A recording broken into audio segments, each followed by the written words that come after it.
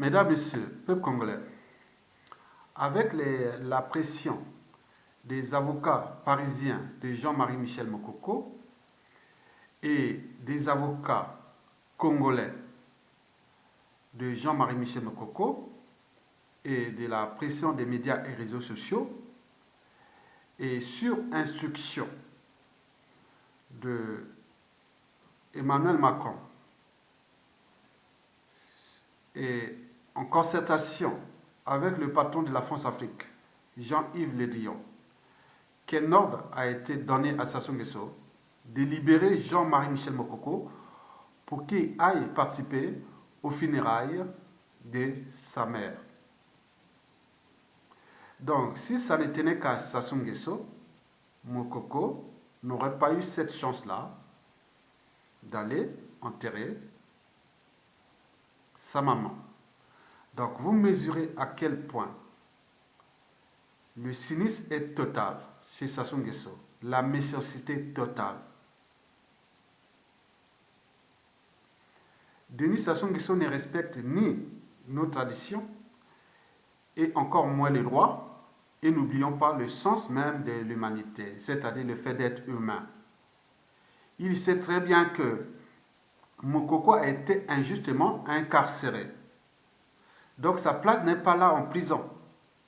Il est en prison parce que nous sommes dans une dictature dont nous connaissons déjà la nature. Et n'oublions pas l'anthropologie africaine ou congolaise qui n'est pas bonne. Parce qu'on ne peut pas comprendre ce qui s'est passé à Mokoko. Et que même quel que soit les niveaux de haine et des rancunes que Sassou Nguesso a envers Mokoko, je ne sais pas le mal qu'il a fait pour arriver à ce niveau de haine. Donc, il me semble que la France-Afrique a quelque part, en partie, réparé l'erreur qu'il a commise en 2016, qui a coûté déjà la vie à des milliers de Congolais. Et n'oublions pas que Jean-Marie Michel Mokoko venait de perdre sa mère qui n'a pas supporté cette injustice faite à son fils. Mesdames, Messieurs, peuple congolais, honneur et paix à l'âme de Madame Louise Onganya et vivement le symbole qui représente son fils. Mesdames, Messieurs, peuple congolais, depuis 2016, la défaite, Madame Louise Onganya n'a cessé de s'interroger, de demander à ses proches, à la famille et aux amis de son fils unique, Jean-Marie Michel Mokoko, ceci. Pourquoi ils font ça à John? Qu'est-ce qu'il a fait lui? Pourquoi ils l'ont emprisonné? Qu'est-ce qu'il a fait du mal à eux? Donc il s'interrogeait, il ne supportait pas. Il appelle John. Pourquoi ils ont fait ça comme une mère? Hein? Je t'interroge, donc c'est les sagas d'amour. Mesdames, Messieurs, peuple congolais, à ses 92 ans, Madame Louise Onganya n'a donc pas supporté, ni digéré d'ailleurs, et encore moins pardonné l'injustice faite à son fils unique par le dictateur Denis Sassou Nguesso sous ordre de la France-Afrique au Moyen-Âge. Mesdames, Messieurs, peuple congolais, à ses 92 ans, Madame Louise Onganya n'a donc pas supporté, ni digéré d'ailleurs, l'incarcération et puis la condamnation injuste, intolérable et insupportable de son fils à 20 ans de bagne France-Afrique par le sous-traitant négrier, agonisant, Denis Sassou Nguesso, sous ordre de la France-Afrique. Mesdames, Messieurs, peuple congolais, dans nos traditions animistes et bantoues d'Afrique centrale ou équatoriale, quand un être meurt, on dit qu'il n'est plus visible, mais invisible parmi nous. Autrement dit, il devient esprit. Il y a plusieurs esprits. On parle de Saint-Esprit, d'esprit du mal, de mauvais esprits, des anges, l'esprit de Satan, du diable, l'esprit des pierres, l'esprit des forêts, l'esprit de la savane, l'esprit de la montagne, l'esprit de l'eau. Parfois, un crocodile qui arrive, qui vous attaque, on se dit, ah oui, c'est un esprit qui était là. L'esprit de la nuit, l'esprit des phénomènes météorologiques, comme le vent, la pluie, la chaleur, les coups de tonnerre ou la foudre, ce qu'on appelle chez nous Mwanja. Oui, l'esprit tout court, mesdames et messieurs, peuple congolais. On dit souvent tel père, tel fils. On oublie souvent les expressions telles que tel père, telle fille, telle mère, telle fille, et telle mère, tel fils. Mesdames et messieurs, peuple congolais, telle mère, tel fils. Jean-Marie Michel Mokoko est l'unique fils de la défunte Louise Ongania. Et par translation, on peut tout à fait comprendre la personnalité profonde ou des valeurs auxquelles partage le couple mère-fils, au regard des valeurs, oui, et principes de l'honneur, de la dignité, de la liberté, et que représente aujourd'hui Jean-Marie Michel Mokoko. Mesdames et messieurs, peuple congolais,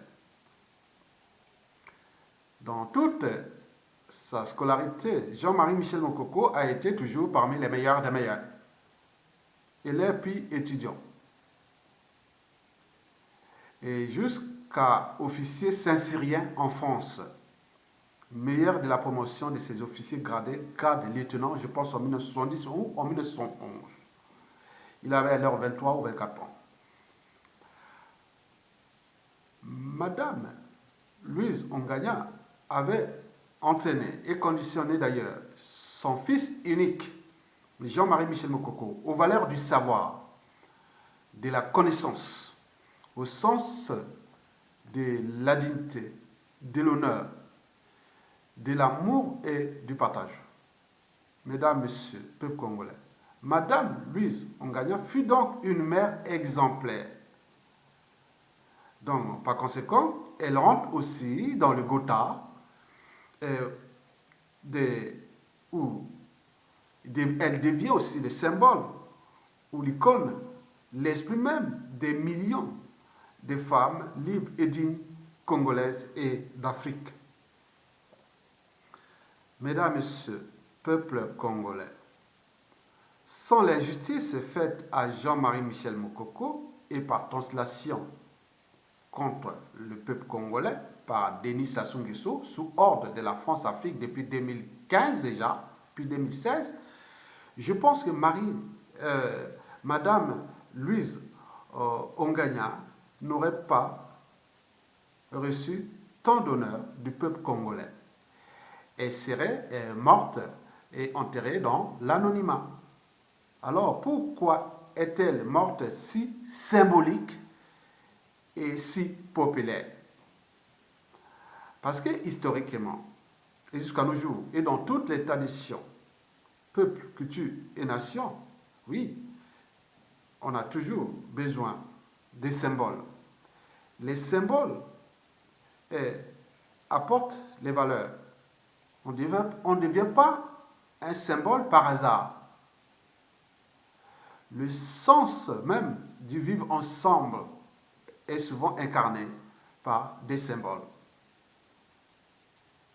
Ou de l'idéal de l'unité nationale, oui, qui se construit au gré des épreuves. L'épreuve ici est celle du symbole que représente Jean-Marie Michel Mokoko au regard de son sens du devoir, de l'honneur et de la dignité contre l'injustice. Mesdames, Messieurs, peuple congolais, un peuple ou une nation sans des symboles plus ou moins partagés est un peuple ou une nation perdue. Après 35 ans de la dictature liberticide, antidémocratique, antisociale, immorale dissolue et criminogène et voire d'appropriation de l'État congolais comme sa propriété privée. Oui, ce dictateur-là, Denis Sassou Nguesso, a laissé ce peuple-là sans éducation, sans soins, ni cadre de vie. Laisser ce peuple-là sans sécurité, sans justice, sans nourriture, sans liberté fondamentale et sans droits fondamentaux. Le caractère sacré de la vie humaine est bafoué. Le fait d'être humain n'a plus aucune signification au Congo-Brazzaville, ni le but même de la condition humaine ou sociale. Ce peuple-là a trouvé en Jean-Marie Michel Mokoko l'esprit même de la crédibilité en politique, l'esprit de la résistance contre l'ogre de la Lima, le dictateur en série, Denis Sassou Nguesso. Ce peuple-là a trouvé en Jean-Marie Michel Mokoko l'espoir et l'espérance consensuelle de l'après Sassou Nguesso. Apaiser, responsabiliser et restaurer et repenser une nouvelle nation consensuelle. Par conséquent, au regard de nos traditions animistes, bantoues, et au regard des fondements des relations sociales dans notre pays, problèmes de tradition, culture, oui, les problèmes des tribus, il y a tout là dans cette affaire de Louise Onganya. Et donc, il faut se dire que il faut des symboles. Mais Jean-Marie Michel Mokoko représente aujourd'hui, aux yeux de l'opinion nationale,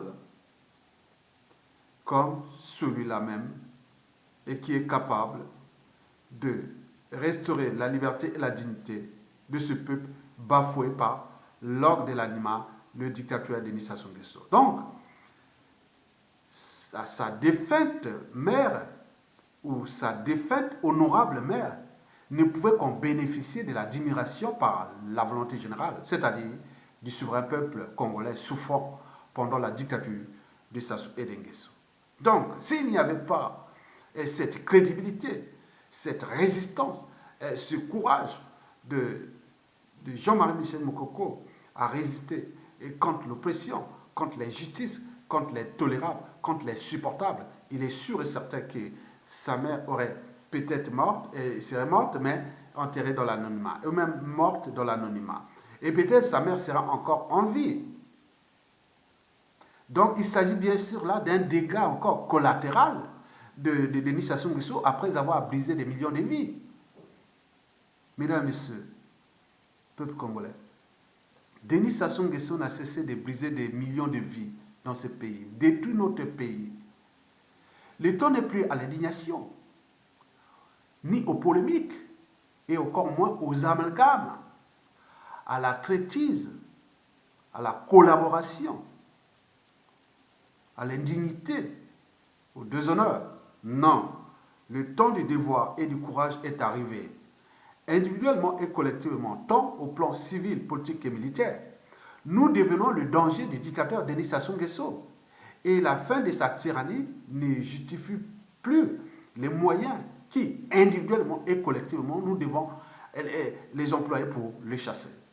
C'est une question de survie. C'est une affaire d'un peuple ou d'une nation en danger. Par conséquent, toutes les options pour les chasser sont mises sur la table de la résistance, qu'elle soit intérieure ou extérieure, qu'elle soit civile, politique ou militaire. Mesdames, Messieurs, peuple congolais, vous avez par exemple pu voir ce qui s'est passé dans le monde au cours de ces dernières années, ou de cette année, en Bolivie. Niveau de vie 30% supérieur au nôtre. Regardez ce qui s'est passé en Europe, ils se battent. Au Chili, niveau de vie 100 fois supérieur au nôtre. Au Liban, plus de 100 fois supérieur au nôtre aussi. En Corée du Sud, niveau de vie 1000 fois supérieur au nôtre aussi.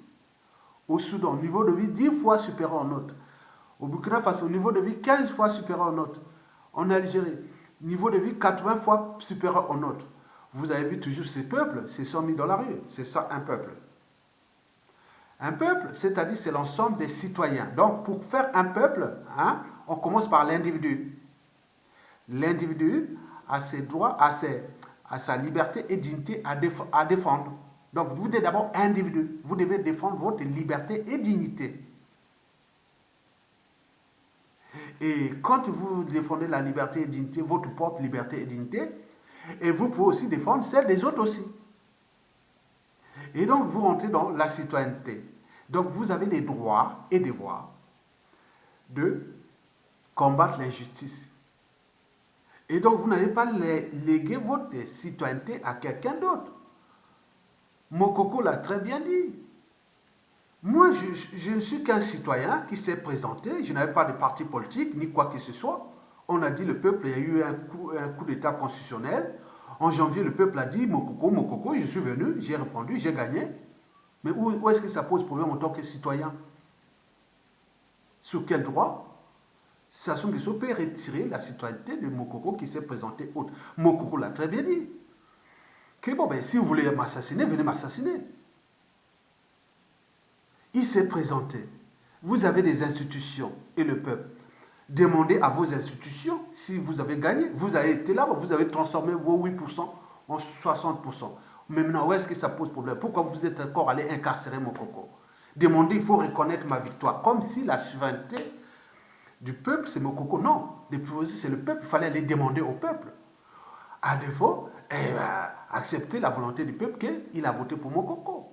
Où est le problème? Donc nous nous sommes retrouvés dans une situation un peu compliquée en termes de citoyenneté. Vous avez les droits et devoirs des citoyens. Regardez partout en Occident et ailleurs dans le monde, dès qu'il arrive une injustice, il n'y a même pas besoin de demander d'explication. Est-ce que c'est le nord, le sud, est-ce que c'est telle tribu, est-ce que c'est... Non, vous avez des droits et devoirs de défendre votre citoyenneté. Et quand l'ensemble des citoyens qui connaissent ou qui ont l'esprit de défendre leurs droits et devoirs, ils font un peuple. C'est ça qu'on appelle un peuple. Dans la rue, quand un peuple se met dans la rue, c'est ça parce que c'est l'ensemble des citoyens libres et dignes. Donc c'est terme de proportion. Si vous avez plus de citoyens dans un pays, vous n'allez pas souvent subir l'injustice. Mais par contre, quand vous avez beaucoup d'esclaves dans un pays, bon, là, ah oui, vous êtes mûrs pour l'esclavage comme il sévit au ce moment sous la dictature de Sassou Nguesso, puisque les Congolais ne connaissent même pas, pour eux, ils n'ont pas de droits, ils n'ont que les devoirs d'obéir à Sassou Nguesso. Donc on devient esclave. Mokoko n'est pas esclave. Mokoko, c'est un citoyen, il a désobéi, il a dit non, c'est pas possible. Le peuple venait au secours, vous êtes des citoyens, vous avez laissé ça. Donc il faut agir maintenant, au niveau civil, politique et militaire. Vous n'avez plus rien à faire, vous rentrez dans les fondamentaux des droits des sociétés constituées.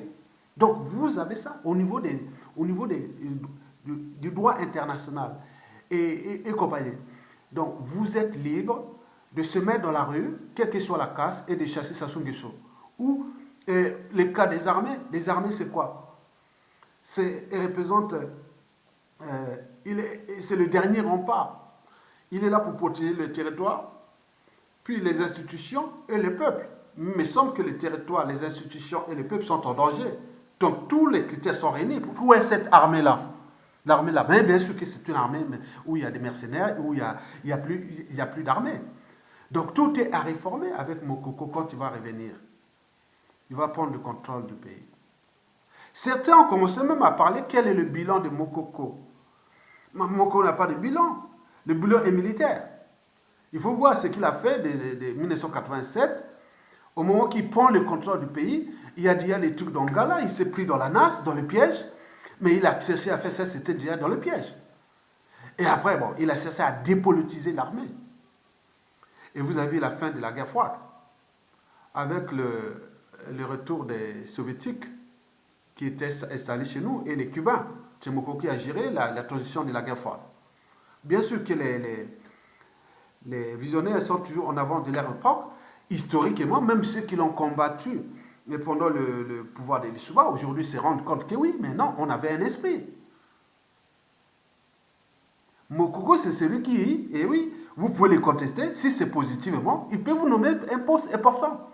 Comme l'a fait ici en Occident, quand vous êtes contestataire. Regardez ce qui s'est passé Chirac et Sarkozy. Vous croyez que si c'était, vous restez dans cet état, Chirac aurait nommé Sarkozy ministre de l'Intérieur, puis devenu président après? Il a eu tout. Il faut distinguer la personnalité, l'esprit, l'unité et autres des trucs individuels. Donc vous avez voulu mélanger ça pendant les Souba et vous avez récolté ce que vous avez eu avec Sassou Nguesso, vous avez ramené Sassou Nguesso. Maintenant, toute l'association dit Mokoko, quel est le bilan de moi? Mokoko a été le bilan, il est que de cette période qui a géré en passant cette transition à la démocratie sans guerre, sans violence, ni quoi que ce soit, même s'il y a eu une intrusion de la France Afrique, il s'est retiré, il a dit non, il y a un problème. Il s'est pris dans le piège, il a arrêté. Mais voyez ce qui s'est passé. Après, il est allé au Centrafrique, il s'est retrouvé dans ces pièges, France Afrique, de la Centrafrique et autres. Mais où est le bilan de Mokoko? Maintenant, tous ceux qui ont ramené Sassou Nguesso au pouvoir de 97 à nos jours, ils ont été ministres, ils ont été tout, on le voit. Mokoko, au pays, il n'a eu que cette période-là.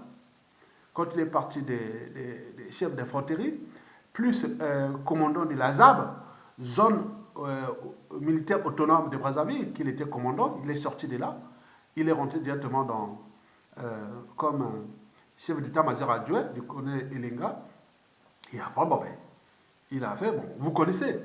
Donc maintenant, au niveau de la représentation nationale, la crédibilité, ce n'est pas l'individu qui le fait. C'est la volonté générale. Combien vous êtes crédible au niveau de la population? Par exemple, ce qui s'est passé depuis 2015 à nos jours, où Mokoko a été incarcéré. 2016 déjà. Mais combien sont-ils libres? Ils sont crédibles aujourd'hui, qui tournent, ils attendent quoi? Il aurait pu prendre les responsabilités, même prendre le pouvoir, mettre les gens de l'oreiller, faire ce qu'ils voulaient. Mais ils sont là, ils sont en train de tourner là. Ils ne sont pas crédibles. Il y a une différence entre un projet de société et tout. La crédibilité, ça ne se décrète pas. La crédibilité, c'est ce qu'on voit. Et que vous êtes pris dans le piège parce que le Congo a changé. Les médias réseaux sociaux commencent à monter. Et aujourd'hui, avec la suite de Sassou Nguesso, ça va s'amplifier. Donc aujourd'hui, demain, ce sont des amateurs qui vont prendre le contrôle du pays. Donc les partis politiques, il n'y a rien. Moi, Yatonga, moi, si j'étais au Congo, il y avait les médias et réseaux sociaux, tout ce qui est ma représentation et mes idées. Moi, je veux me présenter, même arriver peut-être à un pourcentage des lecteurs. Moi, si j'ai tout devant, tous les opposants qui sont en liberté, je peux vous l'avouer, tous les opposants qui sont en liberté en ce moment, s'il y avait une élection crédible, face à eux, moi, je gagne. Moi, devant Sassou Nguesso, je gagne. Je passe seulement. On fait un débat. Si on peut faire le débat, culture générale, de tout ce qui passe, moi, je le bats complètement, sans rien. Mais ce n'est pas le fait d'avoir un parti politique aller ou collaborer autre que vous voulez faire. Donc Mokoko a sacrifié quand même une partie de sa vie au service de l'intérêt général. Et donc vous devez prendre ça comme symbole. Et ce symbole-là est très important pour la suite.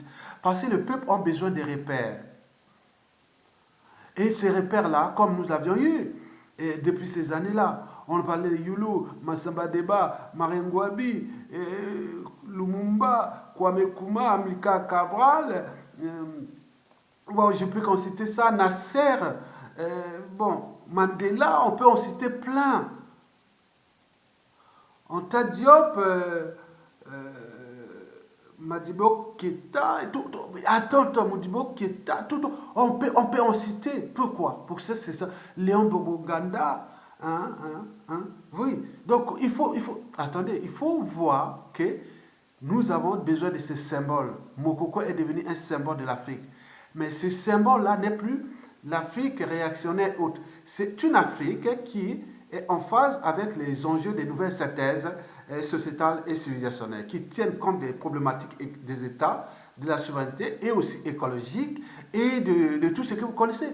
Donc il y a des matières grises. Quand vous allez dans un pouvoir politique, il faut voir déjà les officines, il faut voir les gens qui sont autour de ce pouvoir. Plus vous avez les meilleurs cerveaux, plus vous êtes sûr que, quels que soient les embrouilles, vous n'aurez pas les embrouilles comme on a eu avec Sassou Nguesso qui sont là à aller le servir ou tuer les gens ou faire ceci. Mais non, Mokoko, c'est pas ça. Mokoko dit non, mais écoutez, faites votre boulot, vous, peuple congolais, faites votre boulot. Et moi, je suis là pour apaiser, coordonner et autres. Et oui, les matières grises vont s'exprimer en respectant le cadre de notre liberté et dignité. N'oublions pas, et surtout cette France-Afrique qui nous pose problème. Bon, donc Mokoko, quelque part, il faut le dire, que il va participer à la veillée de sa mère. Peut-être pas, mais c'est sur l'enterrement, c'est sûr. C'est la France-Afrique qui a ordonné à Sassou Nguesso, c'est pas lui. Retenez bien, nous avons tout. Non, c'est pas lui. Donc pour l'histoire, c'est pas lui. Déjà, depuis vendredi, on aurait pu déjà faire un signe. Maintenant, il ne sait pas lui. Il boude, il boude, il boude. Donc, c'était danger pour tout le monde. Et deuxièmement, peuple congolais, venez nombreux la veiller et allez participer beaucoup. Mobilisez-vous parce que c'est pour monter aux yeux de l'opinion, même si il y a des tensions, il y a oui, le régime est sous tension parce qu'il ne veut pas que les gens voient, il va chercher à empêcher autres.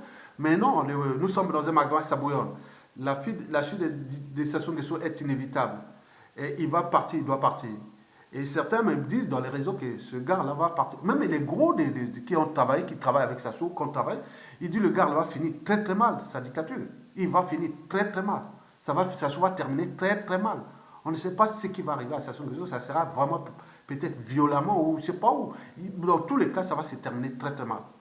Donc préparons-nous à se souder avec tous les dignes fils du Congo, avec les dignes mères du Congo, les mères des résistants et de tout, protégez-les au pays, hein, tous les résistants qui luttent ici. Si vous entendez que, ah, ça c'est la mère de Ayatonga, faites un signe à la mère d'Ayatonga, elle est au village là-bas. Et faites à tout le monde, hein, elle est au village à Makwa. Bon, donc, et c'est toutes les mères, hein, faites un signe parce que la fin est proche, ce fut une parenthèse de cette dictature France-Afrique médiévale que nous cherchons à la transformer pour qu'il n'arrive plus ces drames-là. Et l'Afrique, plus de 60 ans après l'indépendance, et plus de 150 ans après l'esclavage, regardez comment on a reculé, surtout au Congo, avec ce genre de mentalité, c'est minable ce que Sassou Nguesso fait là. Bon, après, on pourrait faire d'entraînement, conditionnement, et ça donne des idées à d'autres. Et c'est ce que nous voulons éviter. Et donc, j'en termine là pour dire à tous les Congolais, mobilisez-vous autour de la dépouille de la mère de celui qui représente l'esprit de la résistance contre la dictature de Sassou et d'Nguesso. La maman de celui-là qui est notre espérance pour ce pays-là pendant et peut-être au début de la chute de Sassou Nguesso. Madame Louise Onganya, paix à votre âme. J'adresse toutes mes condoléances les plus attristées à la famille éprouvée et au général du peuple, le général Jean-Marie Michel Mokoko. Vive le peuple congolais et soyez nombreux à la veillée et à l'enterrement. Et nous allons gagner. Toute chose a un début et une fin. Le pouvoir de Sassou Nguesso n'est pas éternel. Et le danger de ce que j'ai toujours dit est que, bon, nous sommes dans un balcon, dans une poudrière, bombe à retardement. Le niveau de haine et de rancune atteint que Sassou Nguesso doit prendre la mesure du danger. Parce que ce n'est pas en se réfugiant avec les moyens colossaux de l'État qui vont les protéger. Non, ces moyens seront récupérés. Et c'est sa famille, son clan et tout ça qui sont en danger. Parce que nous sommes là pour alerter. Vous voyez ce qu'il vient de faire à Mokoko là? S'il n'y avait pas d'intervention de la France-Afrique, Mokoko serait encore en prison. S'il n'y avait pas la pression des avocats et de tout ça, Mokoko serait encore là en prison pour ne pas aller enterrer sa mère. Vous imaginez? Mesdames et messieurs, je vous remercie.